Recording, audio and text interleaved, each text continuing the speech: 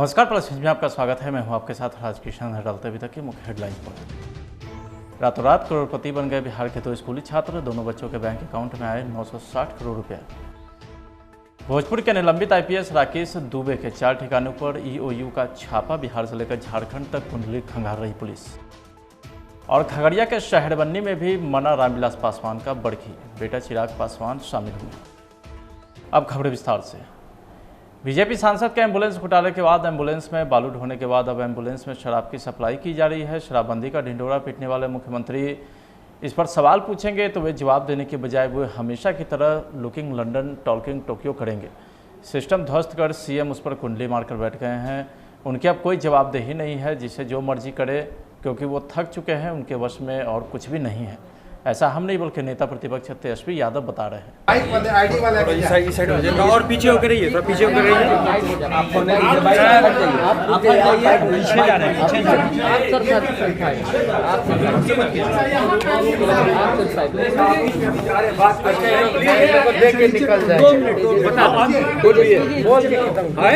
निकल जाएगा लोग तो बोल दीजिए, बताइए। बीजेपी सांसद के गाड़ी से जो है एम्बुलेंस शराब एम्बुलेंस अपने क्षेत्र को उसमें से दारू मिलता है। सालन की बात करें,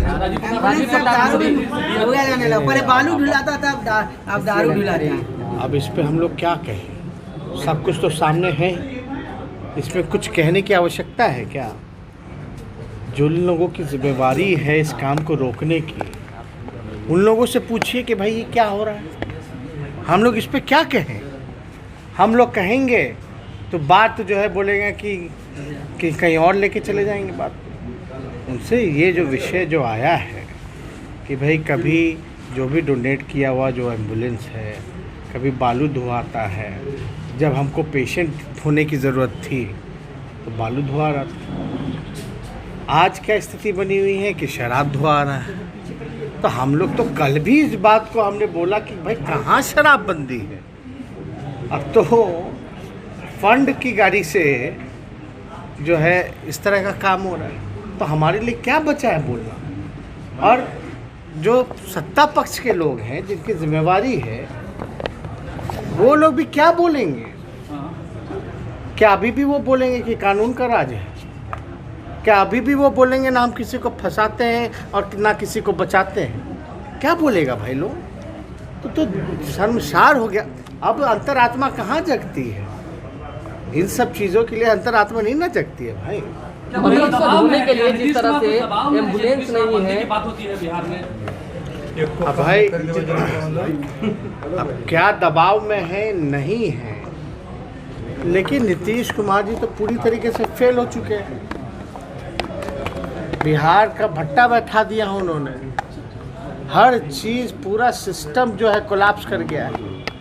आज आपने देखा है ना वीडियो जो हमने डाला भी है, कहाँ मिल रहा है खाद, क्या स्थिति बनी हुई है। लोग मर रहे हैं, किसान लोग। कहाँ कोई सुनवाई है, क्या कार्रवाई है? नीतीश कुमार जी आके एक शब्द बोले ना भाई, किस बात का आप जनता दरबार लगाए हुए हैं? आपने जनता दरबार में कहा था आज अभियंता दिवस है, कोर्ट का जो है फैसला स्टे हट जाएगा तो हम जो है रोजगार दे देंगे। बड़ी खबर अवैध बालू से जुड़ा है, जहां खनन मामले में निलंबित आईपीएस अधिकारी और भोजपुर के एसपी रहे राकेश कुमार दुबे के 4 ठिकानों पर आर्थिक अपराध इकाई की छापेमारी चल रही है। बिहार से लेकर झारखंड तक आईपीएस राकेश कुमार दुबे के ठिकानों पर पुलिस की रेड पड़ी है। आर्थिक अपराध इकाई ने आईपीएस राकेश कुमार दुबे के 4 ठिकानों पर दबिश दी है। बताया जा रहा है कि बिहार के 2 और झारखंड के 2 ठिकानों को खंगाला जा रहा है। पटना के एसपी पुरी थाना क्षेत्र के गांधी पथ स्थित आवास और पटना के ही अभियंता नगर जलालपुर में सुदामा पैलेस में ईओयू की टीम जांच पड़ताल कर रही है। तो वहीं दूसरी ओर 2 टीम झारखंड के जसीडीह स्थित निलंबित एसपी के पैतृक गांव सिमरिया और जसीडीह के ही सचिन रेसिडेंसी होटल में भी छापा मार रही है।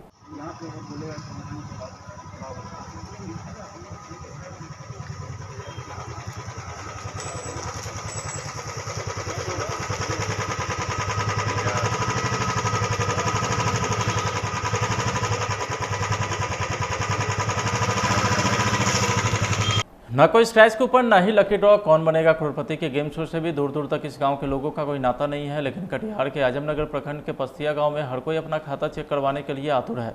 दरअसल उत्तर बिहार ग्रामीण बैंक में खाता धारक कक्षा 6 में पढ़ने वाले आशीष के खाते में 6 करोड़ 20 लाख तो वहीं गुरुचरण विश्वास के खाते में 90 करोड़ 52 लाख रुपया आया हुआ है।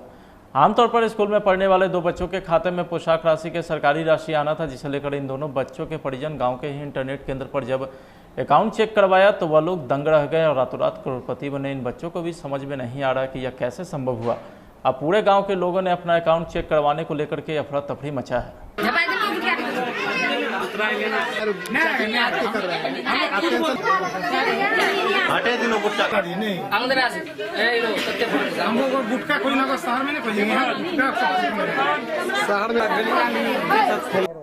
मुखिया जी, आपके गांव में बच्चों के खाता में जो स्कूली बच्चा है करोड़ रुपया आया है, क्या जानकारी है इस बारे में, क्यों गांव में चर्चा है? देखिए, पहले ये दोनों बच्चा स्कूल में पढ़ रहा है। स्कूल में पढ़ने के समय में पोशाक राशि का जो पैसा आने वाला था तो बच्चा ने चेक किया। जो चेक किया तो उसमें देख रहे हैं कि करोड़ का पैसा उस खाते में घुस रहा है। तो हमने सरकार से मांग करेंगे कि बैंक द्वारा इतना पारदर्शिता के साथ काम होता है, इतना करोड़ का पैसा एक खाते में कैसे आता है। जो हम सरकार से मांग करेंगे कि इस पैसे की जांच किया जाए और बैंक को पारदर्शिता किया जाए। तो और लोगों में ऐसा आ रहा है, चर्चा होते जा रही है, ये लोग तो चेक करा, बाकी लोगों में भी ऐसा हो रहा है, सुन रहे हैं? देखिए, ये दोनों बच्चा का सुबह से चर्चा हो रहा है। आगे अगर यदि कोई चेक करता है तो इसकी सूचना मिलेगी तो आप लोगों को खुद दिया जाएगा। कौन बैंक है ये? उत्तर ग्रामीण बैंक है। बैंक से अभी तक कोई बात नहीं हुई? नहीं, बैंक से अभी कोई सूचना नहीं मिली है। बैंक जैसे सूचना होगी इसका सूचना आगे दिया जाएगी। क्या नाम है? ललन विश्वास, मुखिया ग्राम पंचायत राज भगोरा। 905 करोड़। अच्छा, कैसे पता चला? खाता चेक करने गए थे ना। हाँ, तो कौन सी के लिए खाता में पैसा आता है? स्कूल का। अच्छा, स्कूल का। तो चौंक गया है ना सब, कैसे पैसा, इतना पैसा है? हाँ? कितना पैसा आ गया तो आश्चर्य हुआ ना तुमको? हाँ। कितना पैसा आया हुआ है? 905 करोड़। कौन स्कूल में पढ़ते हैं? स्कूल का नाम बता। Middle school Baltar. कितना क्लास में? 6। क्या नाम है तुम्हारा? गुरुचरण कुमार। खगड़िया जिले के परबत्ता प्रखंड में दर्दनाक हादसा हुआ है, जहां गंगा नदी में स्नान करने के दौरान डूबने से 2 बच्चे की मौत हो गई है। मथुरापुर में गंगा नदी में डूबने से 2 बच्चों की मौत हुई है। घटना के बाद इलाके में मातमी सन्नाटा पसर गया है। घटनास्थल पर सैकड़ों की संख्या में लोग मौजूद हैं। आपका आप नहीं जानते थे गंगा जी नहाने के लिए आए हुए थे? आप घर पे नहीं थे तो कैसे पता चला आपको कि बच्ची डूब गई है? अच्छा, आपको बुलाने के लिए गई थी? अच्छा, कि बच्ची आपको डूब गई है। अच्छा, तो प्रशासन से आप क्या मांग रखना चाहते हैं?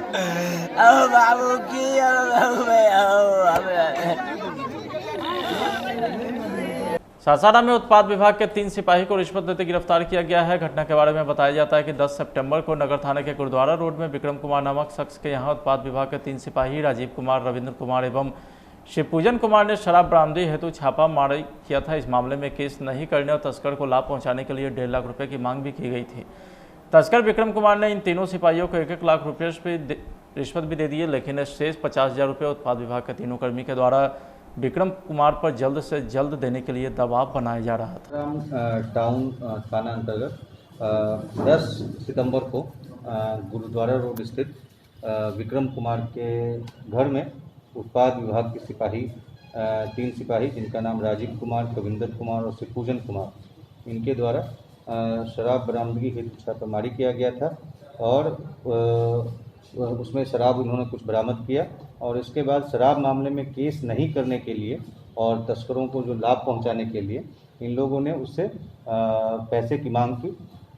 1.5 लाख रुपए की मांग की गई थी। पहले 2 लाख रुपए की मांग कर रहे थे, फिर 1.5 लाख रुपए में इन लोगों ने उस पर एग्री हुए और उसमें से 1 लाख रुपया इन लोगों ने उसी दिन ले लिया और इसके बाद 50,000 रुपये जो शेष बचे हुए थे उसको लेने के लिए ये लोग उस समय से इन लोगों को परेशान कर रहे थे, जो विक्रम कुमार हैं उनको, और पुलिस को यह सूचना मिली तो पुलिस के द्वारा उसमें अपना जाल बिछाया गया और 14 तारीख को जो शेष पैसे जो लेकर के गए थे उसमें से 20,000 रुपये, 50,000 रुपये में से 20,000 रुपये को ले करके वो वहाँ पे जा रहे थे और उनको पैसे देते हुए उसको पकड़ा गया है। और इस मामले में 3 जो सिपाही हैं उनको गिरफ्तार किया गया है और साथ ही साथ उनके साथ एक होमगार्ड का जवान जो पैसे लेने के लिए गया था और एक जो लाइनर है उसकी भी गिरफ्तारी की गई है। इस प्रकार से ये एक काफ़ी गंभीर मामला है जिसमें कि कुछ जो उत्पाद विभाग के कुछ सिपाहियों के द्वारा गलत कार्य किया जा रहा था, इसका भंडाफोड़ किया गया है और इन लोगों को कड़ी से कड़ी सजा दिलाने का काम हम लोग करेंगे। तो 5 लोगों की गिरफ्तारी हुई है जिसमें 3 उत्पाद सिपाही हैं, एक गृहरक्षक जो कि उत्पाद विभाग में ही प्रतिनियुक्त है और एक जो लाइनर है उसकी गिरफ्तारी हुई है जिसका नाम धीरज गोस्वामी है। जो उत्पाद सिपाही हैं राजीव कुमार, कविंदर कुमार, शिवपूजन कुमार और गृहरक्षक जवान जो हैं उनका नाम है राजेश कुमार पांडे। इन लोगों के पास कुल नगद रुपया 59,050 रुपया बरामद हुआ है और मोबाइल भी 6 बरामद हुआ है और एक मोटरसाइकिल बरामद हुआ है। इस जो मद्य निषेध का जो कानून है उसमें काफ़ी गंभीर प्रावधान है। इस प्रकार से कोई भी अपने सरकारी पद का गलत रूप से अगर उसका इस्तेमाल करते हैं तो उन पर करीब से करीब सजा उसमें देने का प्रावधान है और इसको हम लोग सुनिश्चित करें। आजकल किसान साइबर ठगों के सॉफ्ट टारगेट पर है। यह ठग भोले वाले किसानों को कृषि अनुदान और अन्य किसान कल्याण योजना के नाम पर चूना लगा रहे हैं। ऐसा ही एक मामला रामनगर दियारे से सामने आया है, जहां साइबर ठगों ने जिला कृषि कार्यालय का हवाला देते हुए प्रधानमंत्री किसान निधि की राशि का भुगतान करने के एवज में कई किसानों से हजारों रुपये की ठगी कर दिया। किसानों ने थाना में लिखित शिकायत देकर प्राथमिकी दर्ज करवाने की मांग की है। मामला बाढ़ अनुमंडल कैथमल गोला प्रखंड का है। क्या घटना घटी आपके साथ?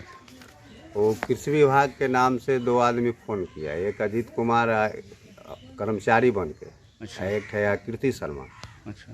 कहीं इसकी आपका जो है प्रधानमंत्री जो है निधि मिलता है और ये जो किसान जो है अनुदान अति होल्ड है, आप सिक्योरिटी के तौर पर इतना पैसा दीजिएगा तो हम यहाँ से उसको होल्ड के छोड़ के आपके खाता में पैसा चला जाएगा। कितना पैसा मांगा था? पहले मांगा था 6,000। अच्छा।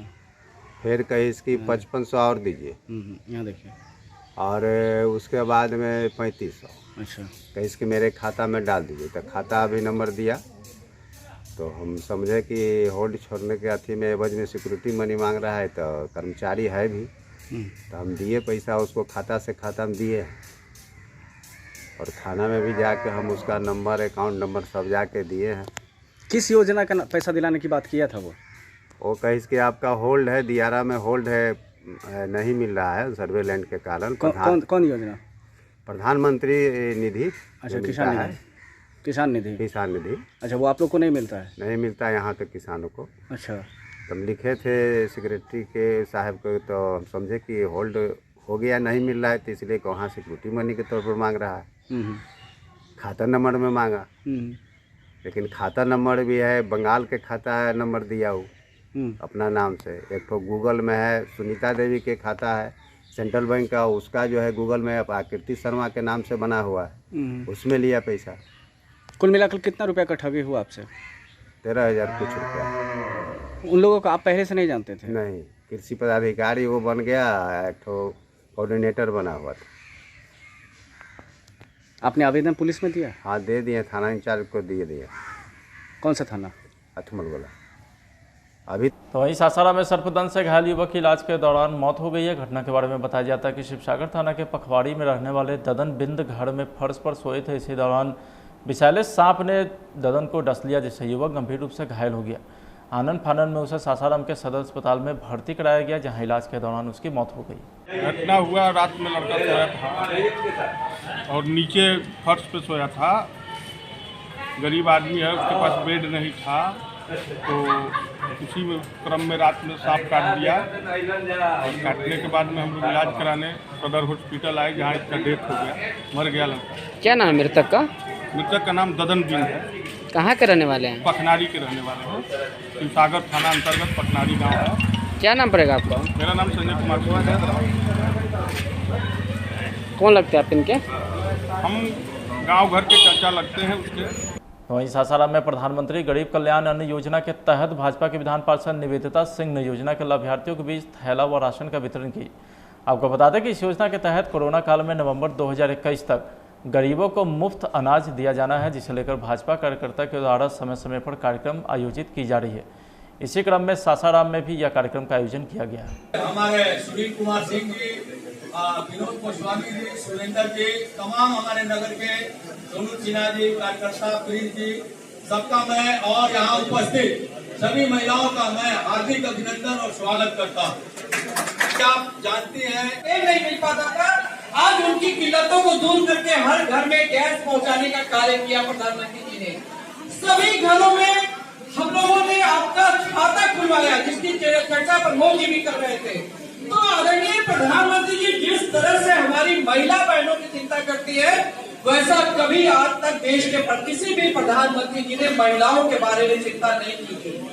और मैं आपके पास एक साक्षात रूप में उदाहरण हूँ कि मैं भी एक महिला हूँ और पार्टी की कार्यकर्ता हूँ, और पार्टी का निरंतर कार्य करते हुए आदरणीय प्रधानमंत्री जी और हमारे बिहार के हमारे सम्मानित अध्यक्ष जी, हमारे उप मुख्यमंत्री जी, हमारे मुख्यमंत्री जी ने मुझे उस जगह बिठाया है जहाँ आपकी हक की लड़ाई की बात और चर्चा मैं कर सकूँ। मैं आज आप सभी के बीच में यहाँ आई हूँ, मुझे देखकर बहुत खुशी हो रही। बख्तियारपुर में देर रात्रि पटना से रांची जा रही एक बस बख्तियारपुर 4 लेन मोड़ के पास बख्तियारपुर बिहार शरीफ सड़क मार्ग पर बाइक में जबरदस्त टक्कर मार दिया, जिसके बाद बाइक सवार दोनों युवक जख्मी हो गए। मिली जानकारी के मुताबिक दोनों जख्मी की हालत गंभीर थी, जिसे आसपास के दुकानदारों ने इलाज हेतु बख्तियारपुर PHC पहुंचाया, जहां इलाज के दौरान दोनों युवक की मौत हो गई।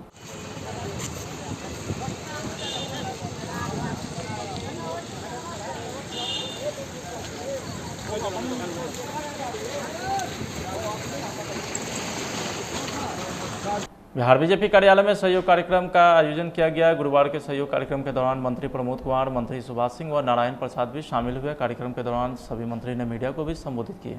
का जो मैनेजर जो उसके चंदन गलोटिया थे, तो उन्होंने रिफ्यूज कर दिया। कल से 75 लाख रुपया बांटने वाले थे, नहीं दिए। तो हम लोगों ने तय किया है कि मोतिहारी चीनी मिल के जो भी अधिकारी हैं, उसके मालिक हैं, उनके ऊपर जो झूठा आश्वासन दिए थे, इसके खिलाफ में सरकारी स्तर से उनके ऊपर धोखाधड़ी का मुकदमा दर्ज किया जाएगा, जो हमारे आयुक्त के माध्यम से जिलाधिकारी को निर्देश जा रहा है। सर, तेजस्वी यादव ने एक बड़ा आरोप जो है वो एनडीए सरकार पर लगाया है कि शराब सब जगह मिल रही है, दवाई कहीं नहीं मिल रही। अभी तो समझने की बात है,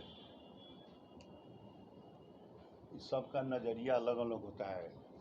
नेता प्रतिपक्ष ने कहा है, एक बात और बात बताया है कि पूछिए प्रधानमंत्री जी क्या क्या किए हैं, बोला है ना जी, ये भी बात तो बोले हैं। आज जन्मदिन के ऊपर जब मुख्यमंत्री जी ने कहा कि जन्मदिन पर कोविड के लिए मनाया जाएगा, तो क्या बोले हैं कि प्रधानमंत्री क्या क्या किए हैं, और उनसे पूछा जाए कि उनकी मम्मी पापा क्या क्या किए हैं, तो थोड़ा अब जिसका उम्र 25 साल है, वो 20 साल पहले का हाल का जानेगा। जिसका उम्र 25 साल है, तो 25 साल पहले स्टेशन पर उतरना कितना कठिन था, मोतिहारी से गोपालगंज जाना कितना कठिन था, अब मोतिहारी से पटना आना कितना कठिन था, हैं? तो ये सब, और कोई सेवादारी के केस में थोड़े रांची में हिरासत में थे। सब लोग जानते हैं, कौन आज़ादी आंदोलन वाला केस थोड़े था, सेवादारी वाला, आंदोलन वाला, भी समझने की बात है। कितना गंभीर मसला है मंत्री जी, एक सांसद निधि से खरीदे हुए एम्बुलेंस में शराब भरा था।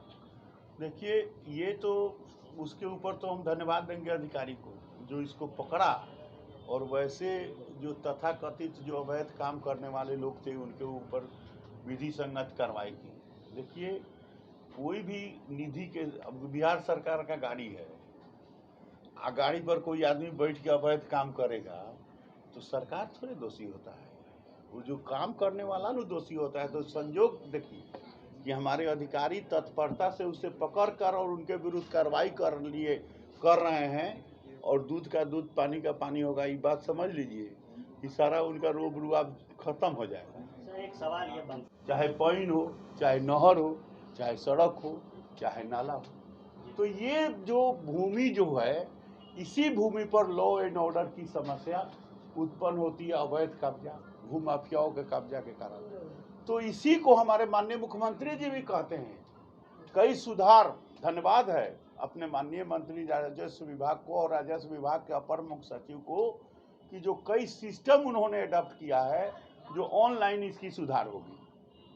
तो जो माननीय मंत्री जी ने कहा, कोई खराब बात नहीं कहा, सही बात कहा है कि ऐसे ही जो सरकार की भूमि है जिसका सर्वे हो रहा है, ये सब भूमि निकल रहे हैं।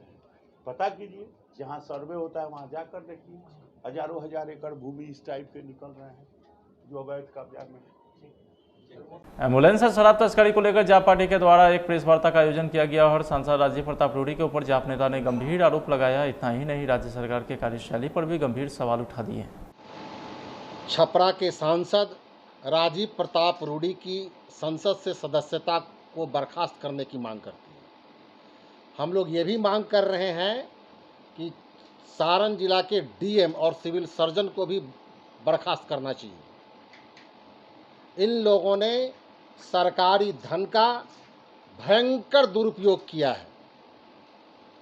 ये जनता की गाढ़ी कमाई का इन लोगों ने निजी इस्तेमाल किया है। इसलिए इन तीनों व्यक्ति को, राजीव प्रताप रूडी, सारण के डीएम और वहाँ के सिविल सर्जन को अविलंब बर्खास्त करना चाहिए। एक तरफ वहाँ का डीएम आरटीआई में बोलता है कि जो एम्बुलेंस चल रहा है वो सिविल सर्जन की निगरानी में चल रहा है। दूसरी तरफ वहाँ के सांसद बोल रहे हैं कि हम लोग एक अलग सिस्टम से एम्बुलेंस को संचालित किए हुए हैं।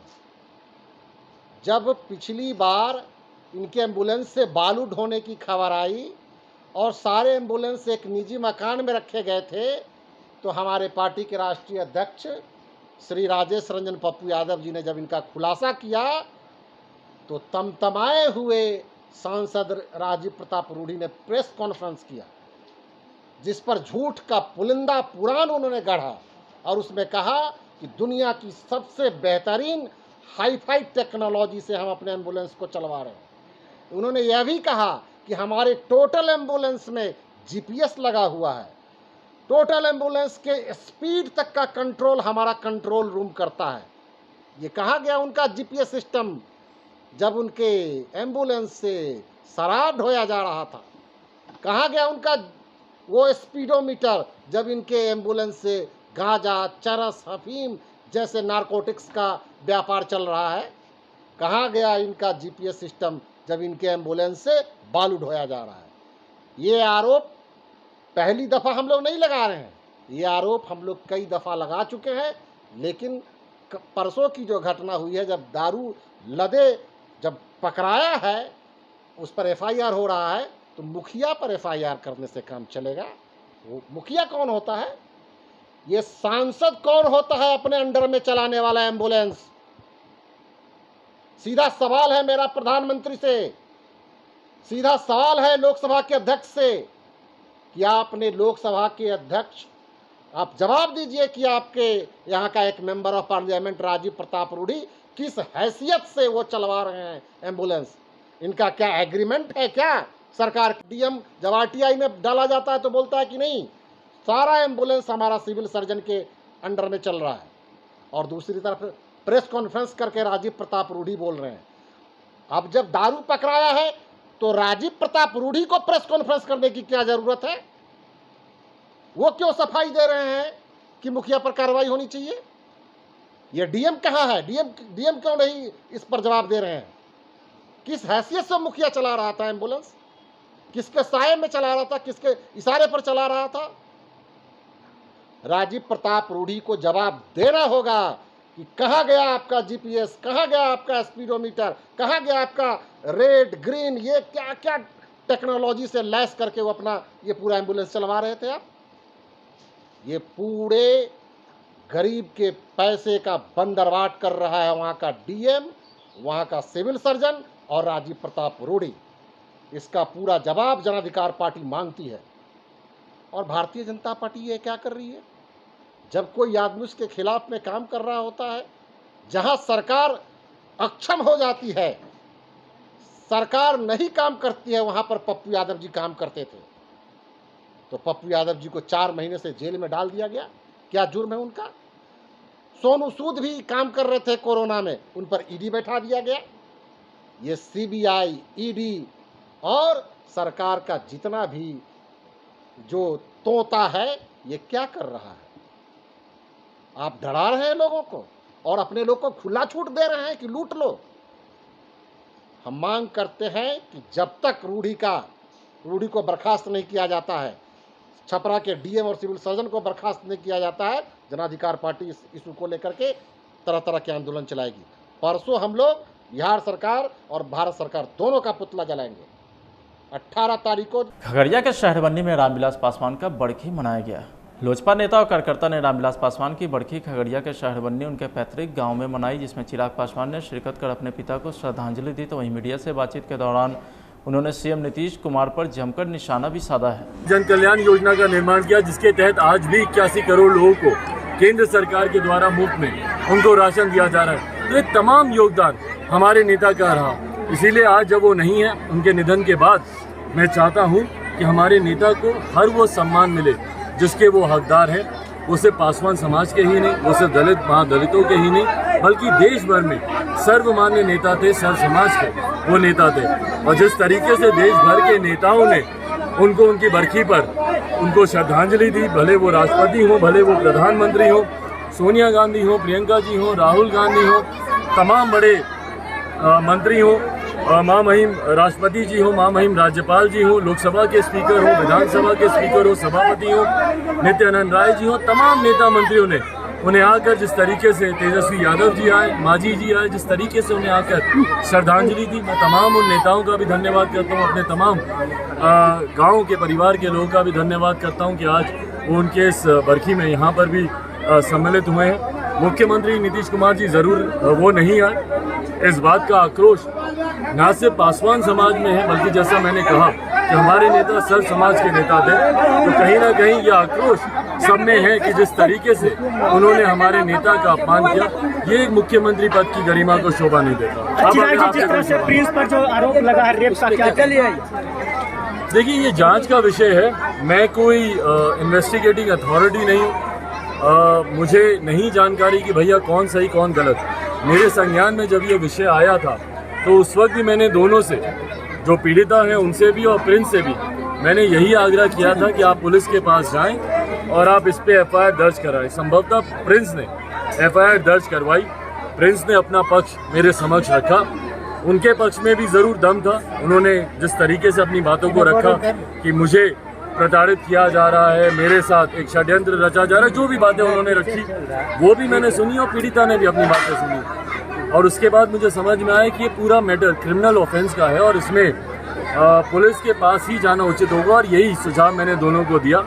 साथ ही में मैंने ये मामला, क्योंकि उस वक्त प्रिंस लोक जनशक्ति पार्टी के सांसद थे, इसीलिए मैटर मैंने उस वक्त पार्टी के डिसिप्लिनरी कमेटी को भी मैंने रिकमेंड किया था और उनका भी सुझाव यही आया कि पुलिस के पास जाना चाहिए। अब क्योंकि एफआईआर दर्ज हो गई है तो मैं उम्मीद करता हूं कि जो सच है वो सामने आएगा और जो भी दोषी उनके साथ इनके ऊपर कार्रवाई होनी चाहिए। आपके चाचा आशीर्वाद लिए, क्या कहेंगे?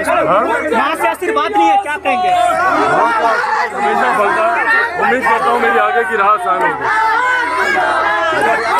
बीजेपी एमएलसी नवल किशोर यादव ने पटना में एक प्रेस वार्ता को संबोधित किए हैं। प्रेस वार्ता के दौरान नवल किशोर यादव ने बताया कि मैंने मुख्यमंत्री को पत्र लिखा है। जो कमजोर वर्ग के बच्चों के एडमिशन को लेकर के यह पत्र लिखा गया है। जो बिहार बोर्ड के छात्र का रिजल्ट बहुत ही कम रहता है। कोरोना काल में बिहार बोर्ड के स्टूडेंट का रिजल्ट में नंबर सीबीएसई बोर्ड के छात्र की अपेक्षा कम है। ऐसे में मेरी मांग है कि 80% रिजर्वेशन निजी कॉलेज और संस्था में इनकी होनी चाहिए। आज के प्रेस कॉन्फ्रेंस में आप तमाम पत्रकार साथियों को मैं धन्यवाद देता हूं कि आपने एक अहम मुद्दे पर कवर करने के लिए यहाँ आया है। आज मैंने एक मुख्यमंत्री जी के नाम में पत्र लिख रहा हूं और उस पत्र को आपके सामने मैं प्रकाशित कर रहा हूं। ये जो बिहार बोर्ड के बच्चे हैं, जो गांव, गरीब, किसान, अत्यंत जो गरीब हैं, अंतिम पंक्ति के रहने वाले जो अभिभावक के बच्चे हैं, जो बिहार बोर्ड में पढ़ते हैं और जो बिहार बोर्ड से पास करके पार्ट 1 में डिग्री में एडमिशन चाहते हैं, उनके नामांकन के संबंध में मैं ये बात रखना चाहता हूं कि इस बार 2012 से खास करके जो प्रीमियर संस्था है पटना विश्वविद्यालय के या अन्य विश्वविद्यालयों के, वहाँ 2012 से मेरिट पर एडमिशन लिए जाते थे, बच्चों के परीक्षा के आधार पर एडमिशन लिए जाते थे। उससे पहले मार्क्स के आधार पर लिए जाते थे। मैंने सदन में एक प्रस्ताव रखा था कि बिहार बोर्ड के बच्चों के प्राप्तांक कम आते हैं, सीबीएसई और आईसीएसई के बच्चों के प्राप्तांक, जो प्राइवेट स्कूल हैं उनके बच्चों का प्राप्तांक अधिक आता है। हमारे जो बिहार बोर्ड के बच्चे हैं उनको 30 नंबर से मार्किंग स्टार्ट होता है, और जो प्राइवेट स्कूल है जो सीबीएसई आईसीएसई उसको 99% से स्टार्ट होता है, 99% से नीचे आता है और यहाँ 30% से ऊपर जाता है। दोनों को एक मुकाबले खड़ा नहीं किया जा सकता है। इसलिए इनको जो राज्य सरकार अपने बजट बना के संपोषित करती है जिन बच्चों के लिए, उन बच्चों को प्रीमियर संस्थाओं में आरक्षण दिया जाए, और लगभग 80% बच्चों को आरक्षण मिलता था, नामांकन होते थे। लेकिन बाद में मेरिट के आधार पर एग्जामिनेशन लेके जब बच्चों को एडमिशन होना शुरू हुआ तो उसमें भी बिहार बोर्ड के बच्चे लास्ट ईयर तक 60% से 70% तक बच्चे बिहार बोर्ड के मेरिट में कंप्लीट करते थे और उनके नामांकन होते थे। 3 के चलते मेरिट के आधार पर नहीं, प्राप्तांक के आधार पर एडमिशन टेस्ट नहीं लिए गए और उनके मार्क्स के आधार पर मूल्यांकन करके उन बच्चों के नामांकन हो रहे हैं। उसमें जो बिहार बोर्ड के बच्चे हैं उनको मात्र 16% से 18%, 20% भी पूरा नहीं हो रहा है नामांकन में, ये बच्चे छंट रहे हैं। इसलिए पुनः इनको 80% बच्चों को रिजर्वेशन देके प्रीमियर संस्थाओं में नामांकन किया जाए, यह मुख्यमंत्री जी से मेरा आग्रह है और डिमांड भी है। क्योंकि जब राज्य सरकार 38,000, इस बार 38,000 करोड़ से भी ज़्यादा का बजट बिहार सरकार ने बनाया है इन बच्चों के लिए, और 38% भी बच्चे अगर प्रीमियर संस्थाओं में नहीं जाते हैं तो इससे बड़ा दुर्भाग्यपूर्ण और कोई बात हो नहीं सकता है। जहां एक तरफ सरकार बच्चों को प्रेरित करके मुख्यमंत्री अभियान चला के बच्चों को स्कूल से जोड़ते हैं, 26 लाख बच्चों को सड़क से अंदर स्कूल में लाया है, और जब वो बच्चे पढ़ने के लिए नामांकन के लिए जब जाते हैं डिग्री में तो वो सड़क पर आ रहे हैं, प्रीमियर संस्थाओं में उनकी हिस्सेदारी नहीं मिल रही है। इसलिए राज्य सरकार द्वारा संचालित बिहार बोर्ड के बच्चों को या तो मेरिट के आधार पर उनका नामांकन किया जाए जो हो रहा था, और नहीं तो इन बच्चों को 80% रिजर्वेशन देके उन बच्चों को कंपनसेट किया जाए ताकि वो प्रीमियर संस्थाओं में नामांकन उनका हो सके। ये मेरा मुख्यमंत्री जी से आग्रह है और डिमांड भी है। इस बार सीबीएसई और आईसीएसई में परीक्षाएं नहीं ली गई, सिर्फ प्राप्तांक भरे गए। +2 के बच्चों को, हमारे यहाँ बच्चों के परीक्षा हुए, एक अखाड़ा में पास करके गया हो और दूसरा इसी तरह मूल्यांकन करके उनको नंबर दे दिया गया। दोनों को एक ही साथ मुकाबले में खड़ा करेंगे तो हमारे गांव गरीब किसान और मजदूर के बच्चे पिछड़ जाएंगे। यह बिहार के लिए दुर्भाग्यपूर्ण है। इसलिए मुख्यमंत्री जी से ये मांग करते हैं कि इन बच्चों को कंपनसेट किया जाए, इन बच्चों को नामांकन के लिए स्पेशल प्रावधान किया जाए। फिलहाल आज की खबर में इतना ही। आप देखते रहिए प्लस न्यूज़। नमस्कार।